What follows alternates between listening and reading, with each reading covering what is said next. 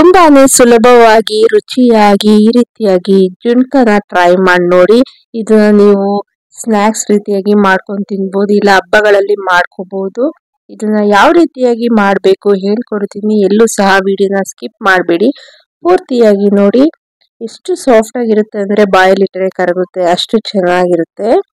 ಮೊದಲಿಗೆ ನಾನು ಒಂದು ಬೌಲ್ನಲ್ಲಿ 1 ಕಪ್ ಅಷ್ಟು ಕಡಲೆ ಹಿಟ್ಟನ್ನ ಹಾಕೊಳ್ತಾ ಇದ್ದೀನಿ. ಕಡಲೆ ಹಿಟ್ಟನ್ನ ನೀಟಾಗಿ ಜರಡಿ ಮಾಡಿ ಹಾಕೊಳ್ಳಿ. ನಂತರ ಇದಕ್ಕೆ 1 ಕಪ್ ಅಷ್ಟು ನೀರನ್ನ ಹಾಕೊಂಡು ಚೆನ್ನಾಗಿ ಮಿಕ್ಸ್ ಮಾಡ್ಕೊಳ್ಳಿ.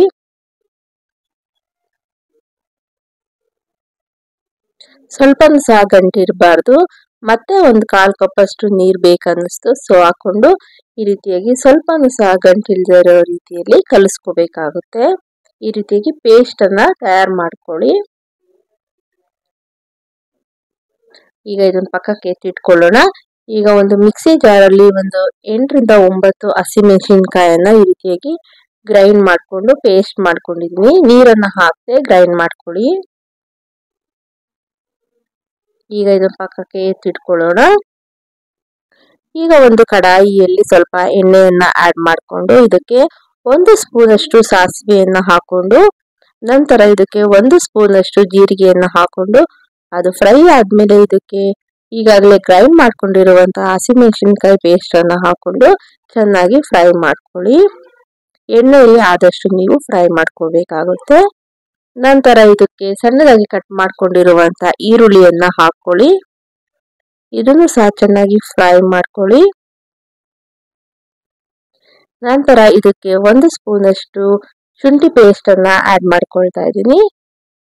ಹಾಗೆ 1/4 ಸ್ಪೂನ್ ಅಷ್ಟು ಅರಿಶಿಣವನ್ನ ಹಾಕೊಳ್ಳಿ. ಈಗ ಎಲ್ಲವನ್ನು ಸಹ ಚೆನ್ನಾಗಿ ಫ್ರೈ ಮಾಡ್ಕೊಳ್ಳಿ. ಹಾಗೆ ರುಚಿಗೆ ತಕ್ಕಷ್ಟು ಉಪ್ಪು ಹಾಕಿ ಒಮ್ಮೆ ಚೆನ್ನಾಗಿ ಫ್ರೈ ಮಾಡಿಕೊಂಡು ಈಗಾಗಲೇ ಪೇಸ್ಟ್ ಅನ್ನ ರೆಡಿ ಮಾಡ್ಕೊಂಡಿರ್ತೀವಲ್ಲ ಅದನ್ನ ಇದರಲ್ಲಿ ಹಾಕೋಬೇಕಾಗುತ್ತೆ.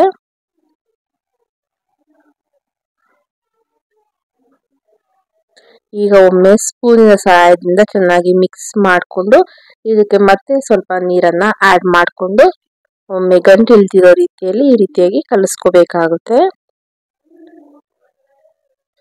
ಇದಕ್ಕೆ ಸಣ್ಣಗೆ ಕಟ್ ಮಾಡ್ಕೊಂಡಿರುವ ಕೊತ್ತಂಬರಿ ಸೊಪ್ಪನ್ನ ಆಡ್ ಮಾಡಿಕೊಂಡು ಮಿಕ್ಸ್ ಮಾಡ್ಕೊಳ್ಳಿ.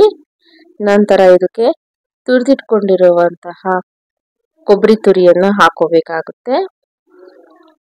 ಹಾಗೆ 1 ಸ್ಪೂನ್ ಅಷ್ಟು ಬಿಳಿ ಎಳ್ಳನ್ನ ಹಾಕೊಂಡು ಒಮ್ಮೆ ಚೆನ್ನಾಗಿ ಮಿಕ್ಸ್ ಮಾಡಿಕೊಂಡು ಇದನ್ನ ಪ್ಯಾನ್ ಬಿಡೋವರೆಗೂ ನೀವು ಫ್ರೈ ಮಾಡಬೇಕಾಗುತ್ತೆ. ಈ ರೀತಿನ ತೋರಿಸ್ತಿರೋ ರೀತಿಯಲ್ಲಿ ಮಿಕ್ಸ್ ಮಾಡಿ ಸ್ಟವ್ ಅನ್ನ ಆಫ್ ಮಾಡಿಕೊಂಡು ಒಂದು ತುಪ್ಪ ಅಥವಾ ಎಣ್ಣೆ ಹಚ್ಚಿರುವಂತಹ ಪ್ಲೇಟ್ಗೆ ಮಾಡಿರುವಂತಹ ಹಿಟ್ಟನ್ನ ಹಾಕೋಬೇಕಾಗುತ್ತೆ. ಈಗ ಇದನ್ನ ನೀಟಾಗಿ ಲೆವೆಲ್ ಮಾಡ್ಕೋಬೇಕು.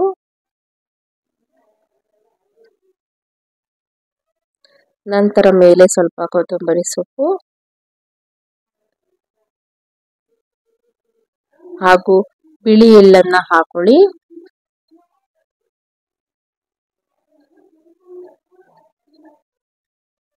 ಎಲ್ಲವನ್ನು ಮತ್ತೆ ಸ್ವಲ್ಪ ಕೊಬ್ಬರಿ ತುರಿ ಮೂರನ್ನು ಹಾಕಿ ಒಮ್ಮೆ ಈ ರೀತಿಯಾಗಿ ಕೈನ ಸಹಾಯದಿಂದ ಪ್ರೆಸ್ ಮಾಡಿ ತಣ್ಣಗಾಗಕ್ಕೆ ಬಿಡೋಣ.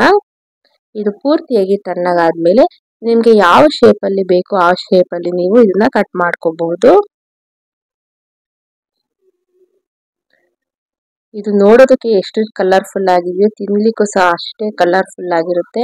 ಊಟದ ಜೊತೆ ನೀವು ನೆಂಚ್ಕೊಳಕ್ಕೂ ಸಹ ಮಾಡ್ಕೋಬಹುದು, ಬಹಳನೇ ರುಚಿಯಾಗಿರುತ್ತೆ. ಈಗ ಇದನ್ನ ಒಂದೊಂದೇ ಪೀಸ್ಗಳಾಗಿ ತೆಗೆದು ಪ್ಲೇಟಲ್ಲಿ ಎತ್ತಿಟ್ಕೋಬೇಕಾಗುತ್ತೆ. ಈಗ ಇದನ್ನ ಮತ್ತೊಂದು ಪ್ಲೇಟ್ನಲ್ಲಿ ಸರ್ವ್ ಮಾಡ್ತಾ ಇದ್ದೀನಿ. ನೋಡಿದ್ರಲ್ಲ ಎಷ್ಟು ಈಸಿಯಾಗಿ ಎಷ್ಟು ರುಚಿಯಾದಂತಹ ಜುಣ್ಕದ ವಡೆ ರೆಡಿಯಾಗಿದೆ. ನೀವು ಸಹ ಈ ಜುಣ್ಕನ ಈ ಹಬ್ಬಕ್ಕೆ ಟ್ರೈ ಮಾಡಿ ಹೇಗ್ ಬಂತು ನನಗೆ ಕಮೆಂಟ್ ಮೂಲಕ ತಿಳಿಸಿ. ಅದಲ್ಲದೆ ನನ್ನ ಚಾನಲ್ನಲ್ಲಿ ಬೇರೆ ಹೊಸ ರೀತಿಯಾದಂತಹ ಕುಕಿಂಗ್ ವಿಡಿಯೋಗಳಾಗಿರ್ಬೋದು, ಲಾಗ್ಗಳಾಗಿರ್ಬೋದು ಅವುಗಳನ್ನ ಅಪ್ಲೋಡ್ ಮಾಡಿದ್ದೀನಿ. ಅವುಗಳನ್ನ ನೋಡಿ ಹೀಗಿದೆ ಕಮೆಂಟ್ ಮೂಲಕ ತಿಳಿಸಿ. ಹೀಗೆ ನಮ್ಮ ಚಾನಲ್ನ ಸಪೋರ್ಟ್ ಮಾಡಿ. ಎಲ್ಲರಿಗೂ ನನ್ನ ಕಡೆಯಿಂದ ತುಂಬು ಹೃದಯದ ಧನ್ಯವಾದಗಳು.